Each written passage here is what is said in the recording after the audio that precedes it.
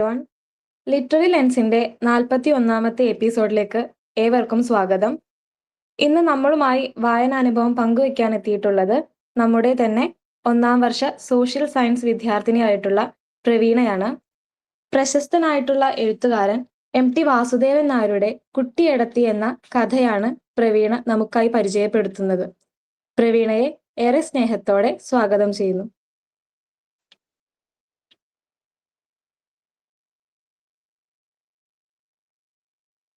Hello, good evening all. Audible അല്ലേ? കേൾക്കുന്നില്ലേ? കേൾക്കാണ്ട്. ഓക്കെ. ഇന്ന് ഞാനിവിടെ റിവ്യൂ പറയാൻ പോകുന്നത് MTയുടെ, അതായത് മലയാള സാഹിത്യത്തിലും അതുപോലെ തന്നെ സിനിമാ മേഖലകളിലും തന്റെ കർമ്മ മേഖലകളിലെല്ലാം തന്നെ ശ്രേഷ്ഠമായ സംഭാവനകൾ സമ്മാനിച്ചിട്ടുള്ള അനശ്വര സാന്നിധ്യമായിരുന്ന MT വാസുദേവൻ നായരുടെ കുട്ടിയടത്തി എന്ന് പറയുന്ന ഒരു പുസ്തകത്തെ കുറിച്ചിട്ടാണ്, ഒരു കഥയാണ് അത് പറയുന്നത്. അതിൽ പ്രധാനമായിട്ടും 5 കഥകളുടെ ഒരു സമാഹാരമാണ് കുട്ടിയടത്തി. അതുപോലെ തന്നെ കടലാസു തോണികൾ, അതുപോലെ തന്നെ കരിയിലകൾ മൂടിയ വഴിത്താരകൾ, സ്നേഹത്തിന്റെ മുഖം, അന്തി വെളിച്ചം തുടങ്ങിയ 5 കഥകളുടെ ഒരു സമാഹാരമാണ് കുട്ടിയടത്തി എന്ന് പറയുന്ന ഈ ഒരു കഥ പിന്നീട് MTയുടെ തന്നെ തിരക്കഥയിൽ ഒരു മലയാള സിനിമാ ലോകത്ത് തന്നെ ഏറെ ശ്രദ്ധിക്കപ്പെട്ട ഒരു സിനിമയായിട്ട് മാറുകയുണ്ടായി. 1971 PN മേനോൻ ഡയറക്റ്റ് ചെയ്തിട്ട് കുട്ടിയടത്തി എന്ന സിനിമ റിലീസാവുന്നത് 1971 അപ്പൊ അതില് കുട്ടിയടത്തി എന്ന് പറയുന്ന ഒരു കഥാപാത്രത്തെ അവതരിപ്പിച്ചത് വിലാസിനി എന്ന് പറയുന്ന നടിയായിരുന്നു. അതുപോലെ തന്നെ മറ്റു കഥാപാത്രങ്ങളായിരുന്നു സത്യൻ, അതുപോലെ ഫിലോമിന, ജയഭാരതി തുടങ്ങിയ കഥാപാത്രങ്ങളൊക്കെ ആയിരുന്നു. അങ്ങനെ ഒരു വെള്ളിത്തിരയിലെത്തിയ ഒരു ചിത്രം കൂടിയായിരുന്നു കുട്ടിയടത്തി. അപ്പോൾ ഈ കഥയിലെ പ്രധാന കഥാപാത്രം, അതിൽ ഞാൻ കൂടുതലായിട്ട് പറയുന്നത് കുട്ടിയടത്തി എന്ന കഥയെ കുറിച്ച് തന്നെയാണ് കൂടുതലായിട്ട് പറയുന്നത്. കുട്ടിയടത്തിയാണ് സെൻട്രൽ ക്യാരക്ടറായിട്ട് ഇതിൽ പറയുന്നത്. വാസു എന്ന് പറയുന്ന കഥാപാത്രത്തിലൂടെയാണ് കുട്ടിയടത്തി എന്നുള്ള കഥ മുന്നോട്ട് കൊണ്ടുപോകുന്നത്. വാസു ആണ് ഇത് നറേറ്റ് ചെയ്ത് പോകുന്നത്. വാസു എന്ന് പറഞ്ഞാൽ കുട്ടിയടത്തിയുടെ പ്രിയപ്പെട്ട, അതായത് ഇതിൽ തുടക്കത്തിൽ തന്നെ പറയുന്നത് കുട്ടിയടത്തിയുടെ പ്രിയപ്പെട്ട വാസു എന്ന് പറഞ്ഞുകൊണ്ടാണ് തുടങ്ങുന്നത്. അപ്പൊ കുട്ടിയടത്തി അവരുടെ ജീവിതം എന്ന് പറഞ്ഞിട്ടുണ്ടെങ്കിൽ, അതായത് നിറത്തിന്റെ പേരിൽ എപ്പോഴും സമൂഹത്തിൽ നിന്നും അതുപോലെ തന്നെ കുടുംബത്തിലെല്ലാം വേട്ടയാടപ്പെട്ട ഒരു സ്ത്രീയായിരുന്നു അവരെ ഇതില് പോർട്രേ ചെയ്തിരിക്കുന്നത് എങ്ങനെയാന്ന് വെച്ചിട്ടുള്ള കറുത്ത നിറവും അതുപോലെ തന്നെ ഉന്തിയ പല്ലുകൾ, പരുക്കനായ കൈകൾ, അതുപോലെ തന്നെ മുഷിഞ്ഞ വസ്ത്രങ്ങൾ, ആർക്കും ഒരു വെറുപ്പ് തോന്നുന്ന രീതിയിലുള്ള ഒരു ക്യാരക്ടറായിട്ട്, അതായത് കണ്ടാൽ അരയ്ക്കുന്ന തരത്തിലുള്ള അങ്ങനെയാണ് ഇതില് കഥാകൃത്ത് പോർട്രേ ചെയ്തിട്ടുള്ളത്. അപ്പൊ കുടുംബത്തിൽ സ്വന്തം അമ്മയിൽ നിന്ന് പോലും നിരന്തരം ശാസനകളും അതുപോലെ തന്നെ കുറ്റപ്പെടുത്തലുകളും എല്ലാം കേൾക്കേണ്ടി വരുന്ന ഒരു കഥാപാത്രമായിരുന്നു കുട്ടിയടത്തി. അവർക്ക് ആകെ ഉണ്ടായിരുന്ന ഒരു ആശ്വാസം എന്ന് പറയുന്നത് തന്റെ ഇളയമ്മയുടെ മകനായിട്ടുള്ള വാസു ആയിരുന്നു ആകെയുള്ള ഒരു ആശ്വാസം. ആ കുടുംബത്തില് വാസു ഒഴികെ മറ്റാരും തന്നെ കുട്ടിയടത്തി എന്ത് ചെയ്തിരുന്നില്ല, വേണ്ടത്ര പരിഗണന അവർക്ക് കൊടുത്തിരുന്നില്ല. അപ്പോ ഇതിൽ പ്രധാനമായിട്ടും പറയുന്നത് കുട്ടിയടത്തിയുടെ ഒരു ലൈഫിൽ ഉണ്ടായിട്ടുള്ള കുറച്ച് ഇൻസിഡന്റുകളിലൂടെ അല്ലെങ്കിൽ അവരുടെ ഒരു കുറച്ച് കാര്യങ്ങളിലൂടെയാണ് കഥ മുന്നോട്ട് പോകുന്നത്. അപ്പോൾ കുട്ടിയടത്തിയുടെ അനിയത്തിയാണ് ജാനുവടത്തി, ഇതില് മറ്റൊരു കഥാപാത്രമാണ്. പിന്നെ അവരുടെ അമ്മ നാരായണി. പിന്നെ ഇളയമ്മയുടെ പേര് പരാമർശിക്കുന്നില്ല കഥയില്. പിന്നെ മറ്റു പ്രധാന കഥാപാത്രങ്ങൾ വഴിയെ പറയാം. അപ്പോൾ ജാനുവടത്തി എന്ന് പറയുന്നത് കുട്ടിയടത്തിയുടെ തന്നെ നേരെ ഓപ്പോസിറ്റ് ആയിട്ടുള്ള ഒരു ക്യാരക്ടറാണ്. അതായത് അതില് കഥാകൃത്ത് ഇതിനെ പോർട്രേ ചെയ്തിരിക്കുന്നത് വളരെയധികം, അതായത് വെളുത്ത നിറം, അതുപോലെ തന്നെ ആരെയും ആകർഷിക്കുന്ന രീതിയിലുള്ള ഒരു അപ്പിയറൻസ് എന്നിങ്ങനെ രീതിയിലാണ് ഇതിൽ ജാനുവടത്തി, അതായത് കുട്ടിയടത്തിയുടെ അനുജത്തിയായ ജാനുവടത്തിയെ അങ്ങനെയാണ് ഇതിൽ പോർട്രേ ചെയ്ത് വെച്ചിട്ടുള്ളത്. അപ്പോൾ ഇതിൽ പറയുന്നത് കുട്ടിയടത്തിക്ക് വരുന്ന ആലോചനകൾ, വിവാഹാലോചനകളെല്ലാം തന്നെ എന്താണ്, ജാനുവേടത്തിലേക്കാണ് തിരിഞ്ഞു പോകുന്നത്. എന്താണെന്ന് വെച്ചിട്ടുണ്ടെങ്കിൽ അവരുടെ അപ്പിയറൻസ് കൊണ്ടായിരിക്കാം പല ശാസനകളും അവൾക്ക് കേൾക്കേണ്ടി വരുന്നുണ്ട്. അതുകൂടാതെ തന്നെ കുട്ടിയടത്തിയുടെ ചെവിക്ക് പിറകിലായിട്ട് ഒരു മാംസ വളർച്ച, അതായത് ഒരു മണി പോലെയുണ്ട് ചെവിക്ക് പിറകിലായിട്ട്. ആ പേരും പറഞ്ഞുകൊണ്ട് സ്വന്തം അനുജത്തിയായ ജാനുവടത്തി തന്നെ പലപ്പോഴും അവരെ കളിയാക്കുകയുണ്ടായിട്ടുണ്ട്. അപ്പൊ അതെല്ലാം എന്താണ് അവർക്ക് താങ്ങാവുന്നതിലപ്പുറം എങ്കിൽ പോലും അവരെന്താ പുറമെ സന്തോഷവതിയായിരിക്കാനാണ് അവരെപ്പോഴും എന്ത് ചെയ്യുന്നത്, ശ്രമിച്ചുകൊണ്ടിരുന്നത്. അവരുടെ ഉള്ളിലുള്ള എല്ലാ ദുഃഖങ്ങളും അവരടക്കി പുറമെ സന്തോഷം കണ്ടെത്തണം. അതിനായിട്ട് അവരുടെ ഉച്ച കഴിഞ്ഞിട്ടുള്ള സമയങ്ങൾ, അതായത് ഭക്ഷണം കഴിച്ചുള്ള ഉച്ച സമയങ്ങൾ അവരെന്ത് ചെയ്യാണ്, വാസുവിന്റെ കൂടെ നാട് ചുറ്റാൻ വേണ്ടിയിട്ട് ചെലവഴിക്കുകയാണ്. നാട് ചുറ്റി അയൽപ്പക്കത്തെ വീടുകളിൽ മരങ്ങളിൽ കയറി മാമ്പഴം പൊട്ടിക്കുക, അങ്ങനത്തെ ഒരു വിനോദങ്ങളിലായിരുന്നു അവർ ഏർപ്പെട്ടിരുന്നത്. പക്ഷെ അതിന്റെ പേരിൽ അവർക്ക് നിരന്തരമായിട്ടുള്ള വിമർശനങ്ങൾ, ശാസനകളും തല്ലൊക്കെ അമ്മയിൽ നിന്ന് കിട്ടാറുണ്ട്. അമ്മ എപ്പോഴും വഴക്ക് പറയും, അവള് ഇത്രയും വലുതായിട്ടും എന്താണ് മരം കയറി നടക്കുകയാണ് അങ്ങനെയൊക്കെ പറഞ്ഞിട്ട് ഒരുപാട് ശാസനകളും അടിയും വഴക്കൊക്കെ അവൾക്ക് കിട്ടിയിട്ടുണ്ട്. പക്ഷെ അവള് എപ്പോഴും ആനന്ദം കണ്ടെത്തിയിരുന്നത് ഇത്തരത്തിലുള്ള നാട് ചുറ്റലുകളിലൂടെയും അല്ലെങ്കിൽ ഇത്തരത്തിലുള്ള നാട് ചുറ്റലുകളും അതേപോലെ മാങ്ങ പറിക്കാൻ മരത്തിൽ കയറുക, ഓരോ കുരുത്തക്കേടുകൾ ഒപ്പിക്കുക, അതിൽ നിന്നെല്ലാമാണ് അവൾ എന്ത് ചെയ്തിരുന്നത്, സന്തോഷം കണ്ടെത്തിയിരുന്നത്. ഇപ്പൊ പഴയ കാലത്തെ ഒരു നായർ തറവാടിന്റെ ഒരു പശ്ചാത്തലത്തിലാണ് ഈ കഥ പറഞ്ഞു പോകുന്നത്. അതുകൊണ്ട് തന്നെ അന്നത്തെ കാലത്ത് സ്ത്രീകൾ എന്ന് പറഞ്ഞാൽ ആ ഒരു കുടുംബത്തിൽ ഒതുങ്ങി കൂടി കഴിയുക എന്നുള്ളതായിരുന്നു. പുറത്തേക്ക് പോകാൻ പാടില്ല, ഇന്ന കാര്യങ്ങളെ ചെയ്യാൻ പാടുള്ളൂ, അങ്ങനെ അത്രയും സ്ട്രിക്റ്റ് ആയ ഒരു പശ്ചാത്തലത്തിൽ ആ ഒരു എന്താ പറയാ സ്വാതന്ത്ര്യമില്ലായ്മയും ബന്ധനങ്ങളൊക്കെ പൊട്ടിച്ചെറിഞ്ഞ് സ്വതന്ത്രമായി ജീവിക്കാൻ ആഗ്രഹിച്ചിരുന്ന ഒരാളായിരുന്നു കുട്ടിയടത്തി. അതിനായിട്ട് ആയിരുന്നു അവളുടെ നിരന്തരമായിട്ട് ശ്രമം. അതിനെല്ലാം ഒത്താശ ചെയ്തിരുന്ന ഒരു കഥാപാത്രമാണ് വാസു, അതായത് ഇളയമ്മയുടെ മകനായ വാസു എന്ന് പറയുന്നത്. അപ്പോ ഈ ഒരു സമയത്ത്, അതായത് കഥാന്ത്യത്തിലേക്ക് വരുന്ന സമയത്ത് അതിലേക്ക് വരുന്ന ഒരു പ്രധാന ക്യാരക്ടർ ആയിരുന്നു ആ പുണ്ണി എന്ന് പറയുന്നത്. ആ പുണ്ണിയായിട്ട് എന്ത് ചെയ്യാണ്, കുട്ടിയടത്തി ഒരു പ്രണയബന്ധത്തിലാവുകയാണ്. അപ്പൊ പലതവണ എന്ത് ചെയ്യുന്നുണ്ട്, ഇത് വീട്ടിൽ അറിഞ്ഞിട്ട് അവളെ ശാസിച്ചെങ്കിലും അവൾ എന്താണ് ആ ഒരു ബന്ധമായിട്ട് മുന്നോട്ട് പോവുക തന്നെയാണ് ചെയ്തിരുന്നത്. അപ്പോൾ ഒരു ദിവസം എന്ത് ചെയ്യാണ്, തന്റെ വീട്ടിലെ കാര്യസ്ഥനായിട്ടുള്ള കറുപ്പൻ എന്നാണ് അദ്ദേഹത്തിന്റെ പേര്. അദ്ദേഹം എന്ത് ചെയ്യണ ഇവരെ അപ്പുണ്ണിയായിട്ട് സംസാരിക്കുന്നത്, കുട്ടിയെടുത്തി അപ്പുണ്ണിയായിട്ട് സംസാരിക്കുന്നത് കാണുകയാണ്. തുടർന്ന് അവര് വീട്ടിൽ വന്നിട്ട് അതായത് വലിയമ്മ, വാസുവിന്റെ വലിയമ്മയാണ് കുട്ടിയടത്തിയുടെ അമ്മ. അപ്പൊ വലിയമ്മയുടെ അടുത്ത് വന്നിട്ട് പറയാണ്, ഇങ്ങനെ കുട്ടിയടത്തിയെ അപ്പുണ്ണിയെയും, അതായത് ഒരു താഴ്ന്ന ജാതിയിലുള്ള ആളാണ് ഈ അപ്പുണ്ണി എന്ന് പറയുന്നത്, അപ്പൊ അവരെ സംസാരിക്കുന്നത് കണ്ടു എന്ന് പറഞ്ഞിട്ട് അത് വീട്ടിൽ അറിയിക്കുകയാണ് ഉണ്ടായത്. അപ്പൊ തുടർന്ന് എന്ത് ചെയ്യാണ്, അത് വീട്ടിൽ വലിയ പ്രശ്നമാവുകയും കുട്ടിയടത്തിക്ക് താങ്ങാവുന്നതിലപ്പുറമായിരുന്നു അവരുടെ വീട്ടിൽ നിന്നുണ്ടാകുന്നത്, പ്രത്യേകിച്ച് അമ്മയുടെ ഭാഗത്തു നിന്നുണ്ടായ ആ ഒരു ശാസനം മാത്രമല്ല ഒരുപാട് എന്ത് ചെയ്തു, അടിക്കുകയൊക്കെ ചെയ്തു. പക്ഷെ അവരെ ഒരിക്കലും കുറ്റം പറയാനും പറ്റില്ല. ഇപ്പോ കുട്ടിയടത്തിയുടെ അമ്മ എന്ന് പറയുന്ന കഥാപാത്രം, അതായത് നാരായണി, ഒരുപക്ഷെ അവരെ പാടെ അവരുടെ ഒരു ഭാഗത്തു നിന്ന് നമ്മൾ ആലോചിക്കുമ്പോൾ അവരെ നമുക്ക് പാടെ ഇതിൽ നിന്ന് ഈ ഒരു കഥാപാത്രം എന്താ ഇങ്ങനെ എന്നല്ല, അവരെ ഭാഗത്തുനിന്ന് ചിന്തിക്കുമ്പോൾ ഇതിൽ എന്താണ് അവരുടെ അനുഭവങ്ങൾ അല്ലെങ്കിൽ അവരുടെ ഒരു ബാക്ക്ഗ്രൗണ്ട് ഇതിൽ പറയുന്നുണ്ട്. അവരുടെ ലൈഫിൽ കല്യാണം കഴിഞ്ഞ് അധിക കാലമൊന്നും അവർക്ക് എന്ത് ചെയ്യാൻ പറ്റില്ല, ഭർത്താവിന് കൂടെ ജീവിക്കാൻ പറ്റിയില്ല. വളരെ ചെറുപ്പത്തിൽ തന്നെ അവര് വിധവയാവാണ് ഉണ്ടായത്.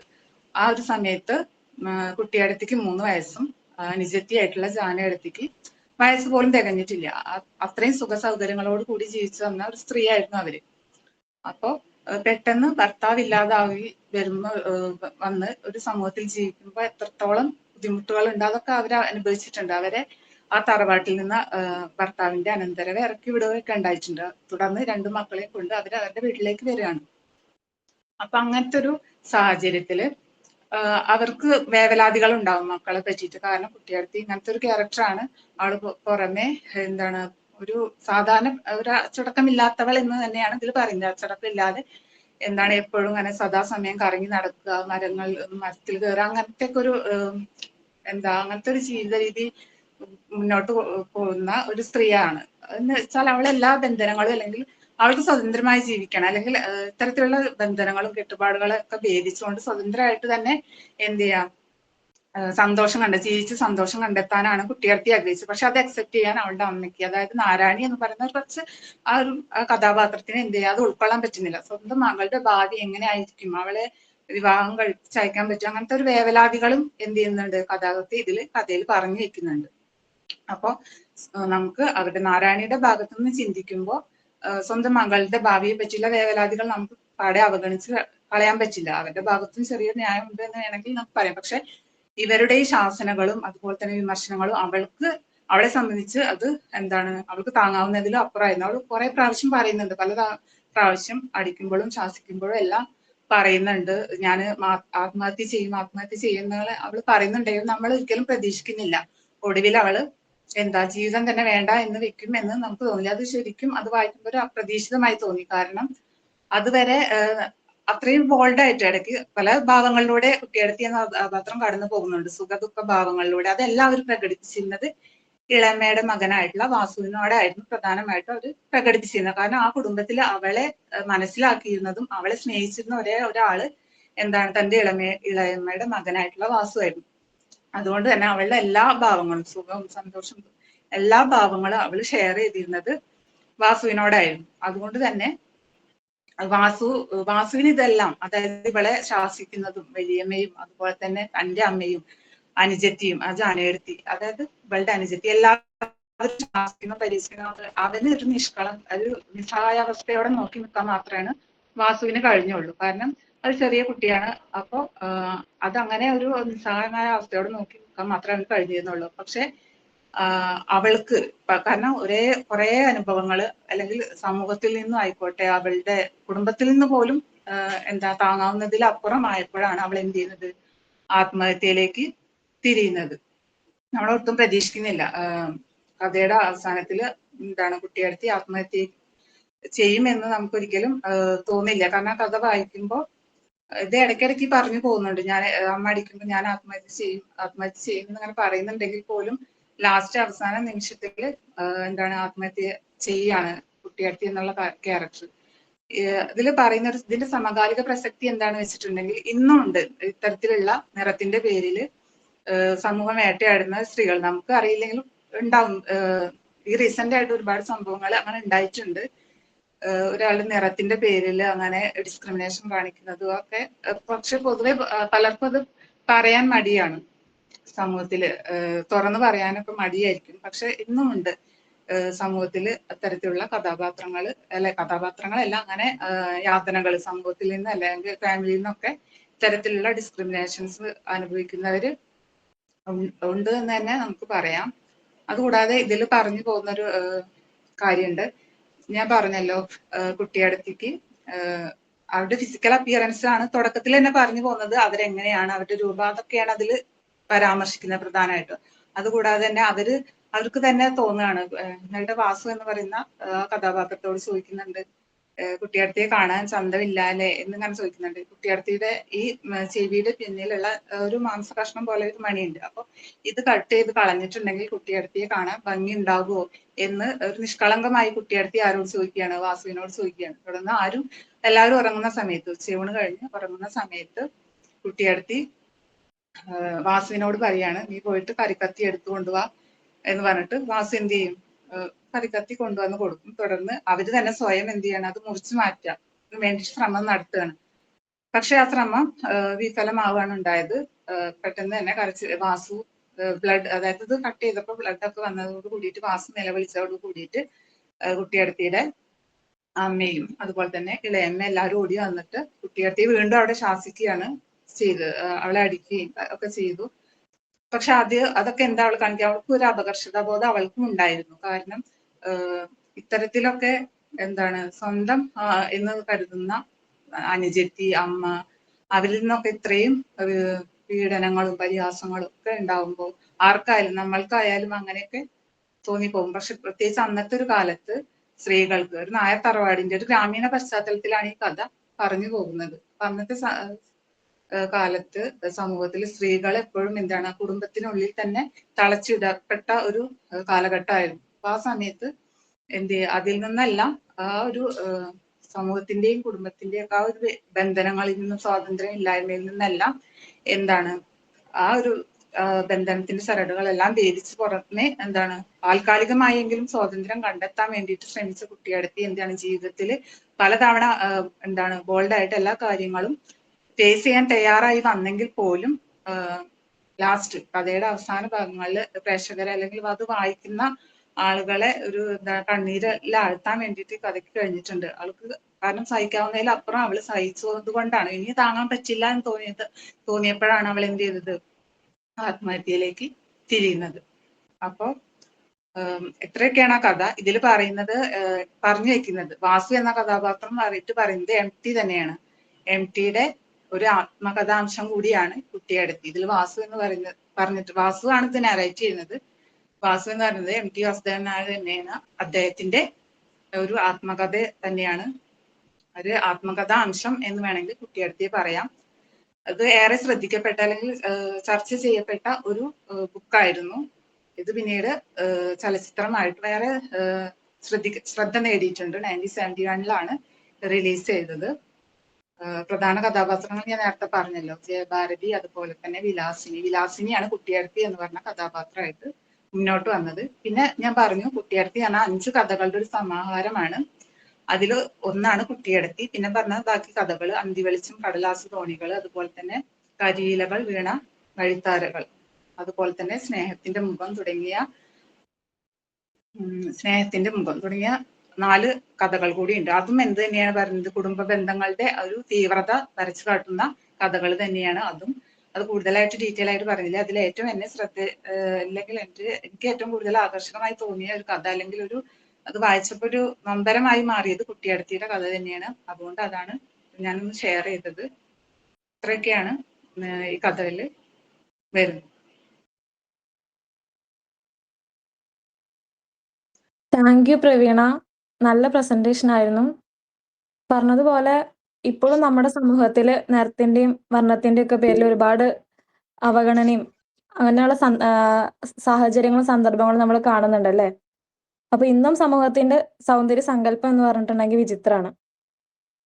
അപ്പോൾ ഒരുപാട് സാമൂഹിക പ്രസക്തിയുള്ള വിഷയങ്ങൾ എം ടി ഇതിലൂടെ പറയുന്നുണ്ടെന്ന് മനസ്സിലായി. നല്ല പ്രസന്റേഷൻ ആയിരുന്നു. ഇനി ഫീഡ്ബാക്ക് പറയാൻ താല്പര്യമുള്ളവർക്ക് മുന്നോട്ട് വരാം. ഹായ് പ്രവീണ. നവ്യ പറഞ്ഞ പോലെ തന്നെ എന്താ പറയുക, ഇന്നും നിലനിൽക്കുന്ന വിവേചനത്തിന്റെ ഒരു കഥ, അത് വളരെ മനോഹരമായിട്ട് തന്നെ പറഞ്ഞത്. കൂടുതൽ ഇമോഷണൽ ആയിട്ടുള്ള ഒരു രീതിയിലാണ് ഈ പ്രസന്റേഷൻ ഉണ്ടായിട്ടുള്ളത്. നല്ല രസമുണ്ടായിരുന്നു.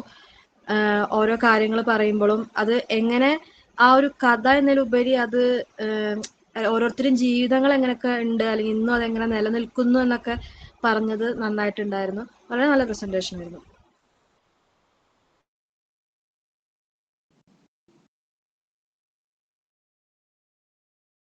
Thank you.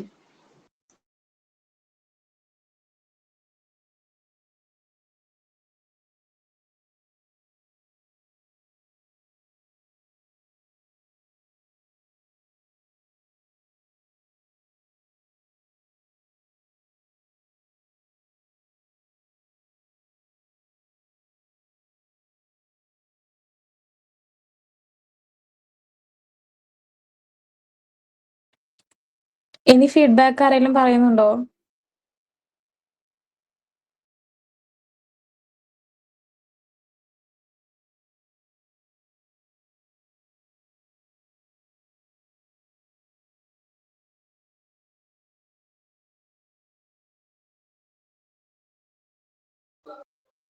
ഹലോ, ഇനി ആരും ഫീഡ്ബാക്ക് പറയാനില്ലേ? പ്രവീണ, എന്തായാലും നല്ല പ്രസന്റേഷൻ ആയിരുന്നു. എന്താണോ എം ടി ഉദ്ദേശിച്ചത് അല്ലെ, സമൂഹത്തിലേക്ക് എന്താണ് എത്തിക്കേണ്ടത് എന്നുള്ള കാര്യം ആ കഥയിലുണ്ട്. അത് കഥയിലൂടെ പ്രവീണയ്ക്ക് നമുക്ക് പറഞ്ഞു തരാനായിട്ട് സാധിച്ചു എന്നുള്ളതാണ്. അപ്പൊ നമുക്കറിയാം ഇപ്പോഴും നമ്മുടെ സമൂഹത്തില് ജാതിയുടെ പേരിലെയും ഫിസിക്കൽ അപ്പിയറൻസിന്റെ പേരിലൊക്കെ വിവേചനങ്ങൾ ഉണ്ട് എന്നുള്ളത് തന്നെയാണ്. എത്രയൊക്കെ നമ്മൾ വിദ്യാഭ്യാസ പുരോഗതി നേടിയാലും ഇതൊക്കെ എപ്പോഴും നിലനിൽക്കുന്നുണ്ട്, അതുപോലെ തന്നെ ഉണ്ട് എന്ന് നമുക്ക് പറയാനായിട്ട് സാധിക്കും. അങ്ങനെ പല ഇൻസിഡന്റുകളും നമ്മുടെ മുന്നിലൂടെ കടന്നു പോയിട്ടുണ്ട്. അപ്പോ എത്രയോ മുന്നേ എഴുതിയ ഈ കഥ പോലും ഇപ്പോഴും നമ്മളെന്താണ് ഇമോഷണലി നമുക്ക് കുട്ടിയിടത്തിലെ ആ അവസാനത്തെ ആത്മഹത്യ ചെയ്യാന്ന് പറയുമ്പോൾ നമുക്ക് തന്നെ ഉൾക്കൊള്ളാനായിട്ട് പറ്റാത്തൊരവസ്ഥയാണ് ഈ കഥയിലൂടെ എം ടി നമുക്ക് പറഞ്ഞു വെച്ചിരിക്കുന്നത്. അത് നല്ല രീതിയിൽ പ്രസന്റ് ചെയ്യാൻ പ്രവീണയ്ക്ക് സാധിച്ചു എന്നുള്ളതാണ്. അഭിനന്ദനങ്ങൾ. Thank you miss.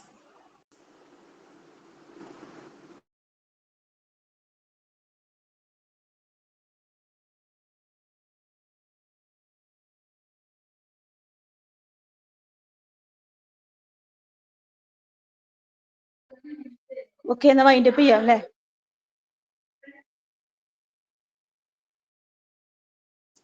Okay miss.